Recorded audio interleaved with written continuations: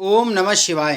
नमस्कार दोस्तों, स्वागत है आप सभी का हमारे चैनल भक्ति ज्ञान में। दोस्तों, आज मैं आपको शिव महापुराण की कथा सुना रहा हूँ। आप सभी भक्तजन इस कथा को श्रद्धा पूर्वक मन लगाकर सुने।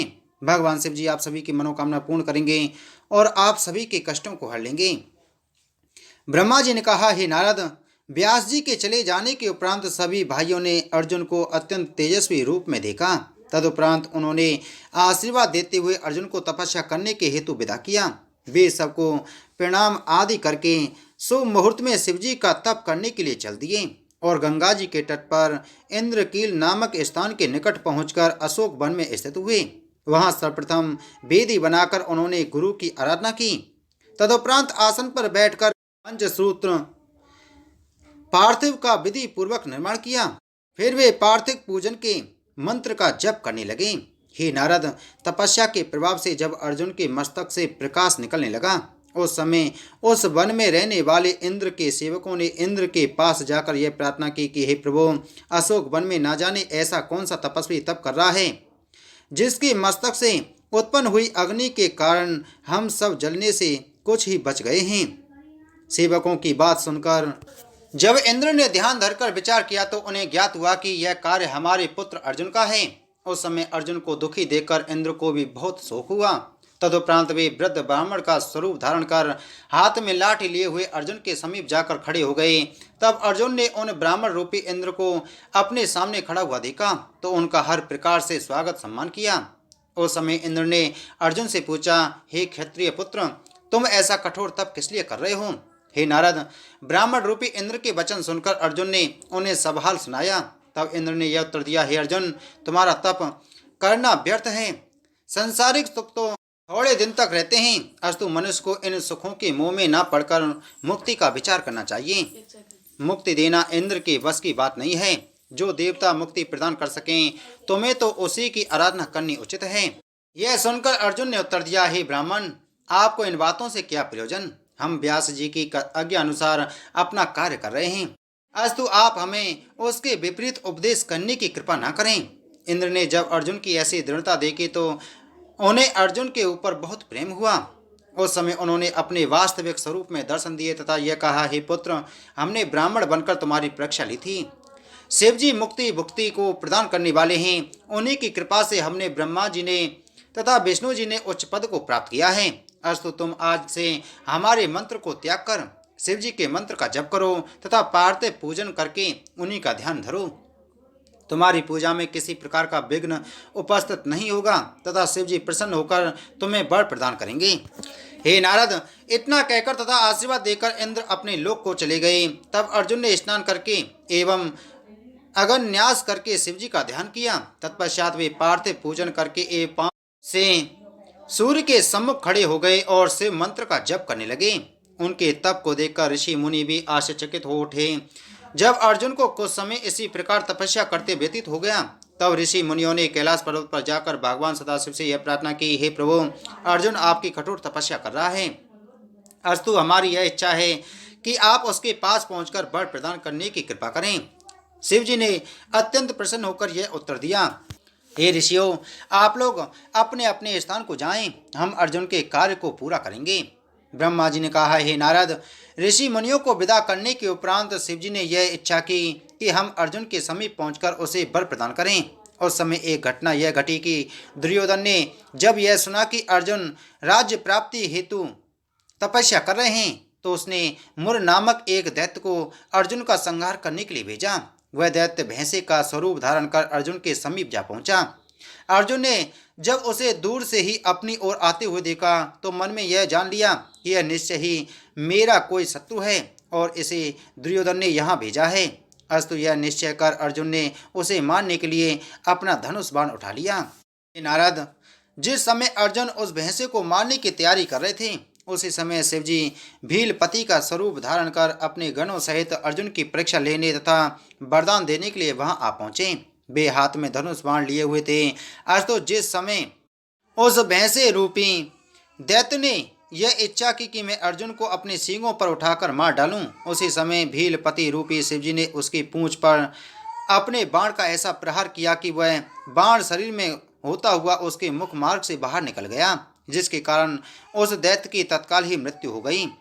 जिस समय भीलपति ने उस दैत्य के ऊपर अपने बाण का प्रहार किया था, उसी समय अर्जुन ने भी उसके ऊपर अपना बाण चलाया था। अतः जब उन्होंने दैत्य को पृथ्वी पर गिरते हुए देखा तो अपने मन में यह विचार किया कि यह दैत्य ही मेरे ही बाण से मरा है। अस्तु वे अपने बाण को लेने के लिए शिव नाम का उच्चारण करते हुए उस दैत्य के समीप जा पहुंचे। उसी समय शिव जी का एक गण भी अपने स्वामी का बाण लेने के लिए वहां पहुंच गया। हे नारद, उस गण को देखकर अर्जुन ने कहा, यह दैत्य हमारे बाण से मरा है, अस्तु इसको मारने वाला बाण हमारा है और उसे प्राप्त करने का अधिकार भी हमको है। तब गण ने यह उत्तर दिया, इस राक्षस को हमारे स्वामी भीलपति ने मारा है। इस प्रकार कुछ देर तक दोनों में बहुत विवाद हुआ, परंतु अर्जुन ने बाण स्वयं उठा लिया। उस समय शिवजी के गण ने इस प्रकार कहा, तुम तपस्वियों का रूप धरकर ऐसा छल किस लिए करते हो? एक बाण के लिए तुम्हारा इस प्रकार लोभ करना उचित नहीं है। यह सुनकर अर्जुन बोले, अरे मूर्ख, तू यह क्या कह रहा है? यह बाण मेरे मुख्य चिन्हों से युक्त है, तू इसे देख ले और व्यर्थ ही विवाद मत कर। तब गण ने यह उत्तर दिया, अरे मूर्ख, तू सच्चा तपस्वी नहीं है, क्योंकि तप करने वाला कभी झूठ नहीं बोलता। मेरा स्वामी परम तेजस्वी है और उसी का यह बाण है, यह तेरे पास कभी नहीं रह सकता। मेरे स्वामी ने तेरे प्राण बचाने के लिए अपने इस बाण द्वारा तेरे शत्रु का संहार किया है और तू उनके उपकार को भूलकर ऐसी बातें कर रहा है। हे नारद, उस गण के मुख से ऐसे कठोर वचन सुनकर अर्जुन ने अत्यंत क्रुद्ध होकर कहा, अरे नीच, तू बड़ा अहंकारी प्रतीत होता है जो हमसे ऐसे कठोर वचन कह रहा है। हमें क्या आवश्यकता पड़ी है जो हम तेरे स्वामी के पास जाकर बाण मांगें? यदि उसे चाहिए तो वह हमसे बाण मांग ले, अन्यथा तू और तेरे स्वामी में से कोई भी हमारे साथ युद्ध कर ले। उस स्थिति में जो जीतेगा उसी को वह बाण मिल जाएगा। तू शीघ्र ही अपने स्वामी को हमारे पास बुला ला। अर्जुन के ऐसे वचन सुनकर वह गण आश्चर्यचकित हो शिवजी के समीप जा पहुंचा और उन्हें सब समाचार कह सुनाया। उस समय शिवजी ने यह विचार किया कि हमें अर्जुन के तेज तथा शक्ति की परीक्षा लेनी चाहिए। अस्तु वे अपने गणों सहित अर्जुन के समीप जा पहुंचे। ब्रह्मा जी ने कहा, हे नारद, शिवजी की असंख्य सेना को देखकर भी अर्जुन अपने मन में तनिक भी भयभीत नहीं हुए। वे अपने धनुष बाण लेकर उनके सामने युद्ध करने के लिए जा खड़े हुए। उस समय किरात रूपधारी शिवजी ने सर्वप्रथम संसारी रीति के अनुसार अर्जुन के पास अपना दूत भेजा और यह कहलवाया कि हे तपस्वी, तुम हमारी सेना को अपनी आंखों से देखकर परिणाम का विचार कर लो और हमारा बाण हमें लौटा दो। जब दूत ने यह समाचार अर्जुन को दिया तो अर्जुन ने निर्भय होकर उत्तर दिया, हे दूत, तू अपने स्वामी से जाकर यह कह दे कि यदि हम भयभीत होकर तुम्हें बाण लौटा देंगे तो हमारे कुल में दाग लग जाएगा। तू अपने स्वामी से जाकर कह दे कि हम युद्ध करने के लिए प्रस्तुत हैं, वह भी मैदान में आकर हमारी शक्ति को देख ले। हे नारद, अर्जुन की बात सुनकर दूत ने शिवजी के पास पहुंचकर सब समाचार कह सुनाया। तब भीलपति शिवजी अपनी सेना सहित अर्जुन के साथ युद्ध करने को तैयार हुए।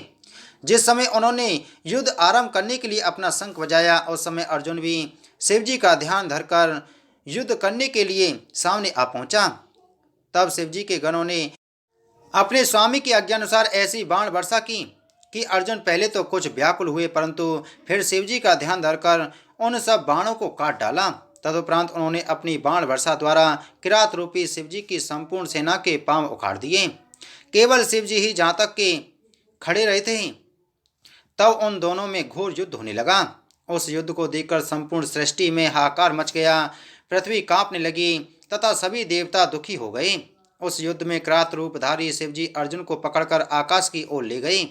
वहां उन्होंने अर्जुन को दोनों पांव पकड़कर चारों ओर घुमाया, परंतु फिर भी अर्जुन ने किसी प्रकार अपनी हार नहीं मानी। अंत में शिवजी ने भक्ति के वशीभूत हो अर्जुन के ऊपर कृपा करके अपने मुख्य रूप को प्रकट कर दिया। हे नारद, जिस समय अर्जुन ने यह देखा कि वे जिस स्वरूप का ध्यान किया करते थे वही स्वरूप नेत्रों के सम्मुख खड़ा है, तो अपने मन में लज्जित होकर पश्चाताप करने लगे। तत्पश्चात उन्होंने शिवजी को प्रणाम करके यह स्तुति की, हे प्रभु, मुझसे जो अज्ञान अवस्था में जो अपराध बन पड़ा है उसे आप क्षमा करने की कृपा करें। इतना कहकर जब अर्जुन शिवजी के चरणों पर गिर पड़े, तब उस समय शिवजी ने उन्हें कृपा पूर्वक उठाकर अपने हृदय से लगा लिया और इस प्रकार कहा, हे अर्जुन, तुम किसी प्रकार की चिंता मत करो, तुम हमारे परम भक्त हो। हमने यह चरित्र तुम्हारी परीक्षा लेने की निमित्त किया था। अब तुम्हारी जो इच्छा हो वह वर हमसे मांग लो। यह सुनकर अर्जुन ने शिव जी की अत्यंत प्रार्थना करते हुए कहा, हे प्रभु, आप अंतर्यामी तथा संपूर्ण मनोकामनाओं को पूरा करने वाले हैं। अब यदि आप पूछ ही रहे हैं तो मैं आपसे यह मांगता हूँ कि आप मुझे दोनों लोकों की रिद्धि सिद्धि प्रदान करने की कृपा करें। इतना कहकर अर्जुन हाथ जोड़कर खड़े हो गए। हे नारद, अर्जुन की यह प्रार्थना सुनकर शिवजी ने उन्हें अपना पाशुपत अस्त्र देते हुए कहा, हे अर्जुन, अब तुम्हारे सभी दुख दूर हो जाएंगे। हमने तुम्हें अपना भक्त जानकर यह अस्त्र प्रदान किया है। इसके कारण तुम किसी से भी नहीं हारोगे और सभी शत्रुओं पर विजय प्राप्त करोगे। तुम अपने भाइयों सहित पुनः राज्य को प्राप्त करोगे और तुम्हारे सभी संकटों को हम नष्ट करते रहेंगे। इतना कहकर शिवजी ने अर्जुन के शरीर पर अपना हाथ फिराया। तदुपरांत अनेक आशीर्वाद देकर अंतर्ध्यान हो गए। उस समय अर्जुन भी अत्यंत प्रसन्न हो पाशुपत अस्त्र को लेकर वहां से अपने स्थान को लौट आए तथा अपने भाइयों को संपूर्ण वृतांत कह सुनाया। जब 12 वर्ष की अवधि समाप्त हो गई तब पांडवों ने नगर में पहुंचकर शत्रुओं पर विजय प्राप्त की। शिवजी की कृपा से उन्होंने संपूर्ण कौरवों का संहार किया तथा युधिष्ठिर ने राज सिंहासन को प्राप्त किया। हे नारद, किरातेश्वर शिव अवतार के इस चरित्र को जो मनुष्य पढ़ता अथवा सुनता है वह भी अपने संपूर्ण मनोरथों को प्राप्त कर शिवलोक में स्थान पाता है। ब्रह्मा जी ने कहा, हे नारद, अब मैं 12 ज्योतिर्लिंगों का वर्णन करता हूँ। जो लोग प्रातःकाल उनका नाम लेते हैं उन्हें संपूर्ण सुख प्राप्त होते हैं। शिव जी के ये 12 अवतार भक्तों के कल्याण के निमित्त पृथ्वी पर हुए थे। फिर ये ज्योतिर्लिंग के नाम से प्रसिद्ध हुए। इन ज्योतिर्लिंगों के नाम इस प्रकार हैं। पहला सोमनाथ, दूसरा मल्लिकार्जुन, तीसरा महाकाल, चौथा ओंकारनाथ, पांचवा केदारनाथ, छठा भीमशंकर, सातवां विश्वेश्वर, आठवां त्र्यंबक, नौवां बैजनाथ अथवा वैद्यनाथ, 10वां नागेश्वर, 11वां रामेश्वर तथा 12वां गुस्मेश्वर। हे नारद, इन 12 अवतारों की अपार महिमा है। अब तुम इन ज्योतिर्लिंगों का वृत्तांत सुनो। पहले सोमनाथ सौराष्ट्र नगर में रहते हैं। दक्ष प्रजापति के शाप के कारण जब चंद्रमा का प्रकाश क्षीण हो गया तब उनसे सोमनाथ शिवलिंग की स्थापना की थी। उनके स्मरण, ध्यान एवं पूजन से सब प्रकार के दुख तथा शोक नष्ट हो जाते हैं। वहीं पर चंद्र कुंड नामक एक कुंड है जो स्नान करने से संपूर्ण पापों को नष्ट कर देता है। हे नारद, दूसरे मल्लिकार्जुन श्रीनगर में प्रतिष्ठित हैं। शिव जी अपने पुत्र स्कंद को लेने के लिए उस स्थान पर पहुंचे थे और वहीं ज्योतिर्लिंग होकर स्थित हो गए थे। उस ज्योतिर्लिंग के पूजन, दर्शन तथा सेवन से अनेक प्रकार के सुख प्राप्त होते हैं। हे नारद, तीसरे महाकाल उज्जैनी में विराजमान हैं। उन्होंने दूषण नामक दैत्य को भस्म करके अपने भक्तों की रक्षा की थी और उसी स्थान पर ज्योतिर्लिंग बनकर प्रतिष्ठित हो गए। उनका दर्शन, सेवन तथा पूजन भी दोनों लोकों में आनंद प्रदान करने वाला है। हे नारद, चौथे ओंकारनाथ विंध्याचल पर्वत पर प्रतिष्ठित हैं। वे भुक्ति एवं मुक्ति को प्रदान करने वाले हैं। उनके दर्शन से बड़े बड़े पाप भी नष्ट हो जाते हैं। हे नारद, पांचवें केदारेश्वर नर नारायण रूप से हिमाचल पर्वत के केदार नामक स्थान में विराजमान हैं। वे भरत खंड के स्वामी हैं। उनकी सेवा करने पर सभी संसारिक सुखों की प्राप्ति होती है तथा अपवित्र से अपवित्र प्राणी भी उनके दर्शन पाकर पवित्र हो जाता है। हे नारद, छठे भीम शंकर भीमाद्री पर्वत पर विराजमान हैं। उन्होंने अपने भक्तों की रक्षा के निमित्त भीम नामक दैत्य का संहार किया था। उनका सेवन, पूजन तथा दर्शन संपूर्ण आनंद मंगलों को देने वाला है। हे नारद, सातवें विश्वेश्वर काशी में विराजमान हैं। वे भुक्ति, मुक्ति आदि संपूर्ण वस्तुओं को प्रदान करते हैं। उनका दर्शन एवं पूजन करने से परम पद प्राप्त होता है। उनकी पूरी काशी में निवास करने वाला कोई भी प्राणी नरकगामी नहीं होता। वे अपने भक्तों की संपूर्ण मनोकामनाओं को पूर्ण करते हैं। हे नारद, आठवें त्र्यंबक गौतमी नदी के तट पर विराजमान हैं। उन्होंने गौतम के शाप को नष्ट करने के निमित्त अवतार लिया था। उनके दर्शनों से सब प्रकार के पाप नष्ट हो जाते हैं। हे नारद, नवे वैद्यनाथ चिताभूमि में विराजमान हैं। उन्होंने रावण के निमित्त अवतार ग्रहण किया था। उनके दर्शन एवं पूजन से संपूर्ण पाप नष्ट हो जाते हैं तथा तीनों लोकों का ऐश्वर्य प्राप्त होता है। उनकी महिमा अनंत है। हे नारद, 10वें नागेश जी दारुक वन में विराजमान हैं। वे अपने भक्तों का पालन करके दुष्टों को दंड प्रदान करते हैं। हे नारद, 11वें रामेश्वर सेतुबंध में विराजमान हैं। उन्होंने रामचंद्र जी को सुख प्रदान किया था तथा उनकी प्रीति के कारण वहीं स्थित हुए। जो कोई रामेश्वर शिवलिंग को गंगाजल से स्नान कराता है उसके संपूर्ण पाप नष्ट हो जाते हैं। हे नारद, 12वें घुसमेश्वर ज्योतिर्लिंग की कथा इस प्रकार है। दक्षिण दिशा में देवगिरी के समीप एक ग्राम में सुगमा नामक एक ब्राह्मण रहता था। उस ब्राह्मण की 2 पत्नियां थीं। उनमें दूसरी स्त्री का नाम घुसमा था। शिव जी की सेवा करने के कारण उसे एक पुत्र की प्राप्ति हुई, परंतु पहली स्त्री ने सौतियाडा के कारण उस बालक को मार डाला। यह देखकर शिव जी उस स्थान पर प्रकट हुए और उन्होंने मरे हुए बालक को जीवित कर दिया। इस प्रकार उन्होंने अपनी सेविका घुसमा को आनंद प्रदान किया। जो व्यक्ति घुसमेश्वर शिवलिंग का दर्शन अथवा पूजन करता है उसके संपूर्ण पाप नष्ट हो जाते हैं। हे नारद, शिव जी के ज्योतिर्लिंगों की सेवा करके मनुष्य सब प्रकार के मनोरथों को प्राप्त कर सकता है। इनका दर्शन, सेवन तथा पूजन दोनों लोकों में आनंद प्रदान करने वाला है। जो इस चरित्र को सुनता, पढ़ता अथवा दूसरों को सुनाता है उसे भी सब प्रकार का सुख प्राप्त होता है तथा उसके संपूर्ण पाप नष्ट हो जाते हैं। बोलो शिव महाप्राण की जय। बोलो शिव शंकर भगवान की जय। तो दोस्तों, उम्मीद है आपको कथा अच्छी लगी होगी। तो वीडियो को लाइक करें, वीडियो को ज़्यादा से ज़्यादा शेयर करें और इसी प्रकार की वीडियो प्राप्त करने के लिए आप हमारे चैनल को सब्सक्राइब कर बगल में घंटी की बटन को जरूर दबाएं। आप सभी को ओम नमः शिवाय।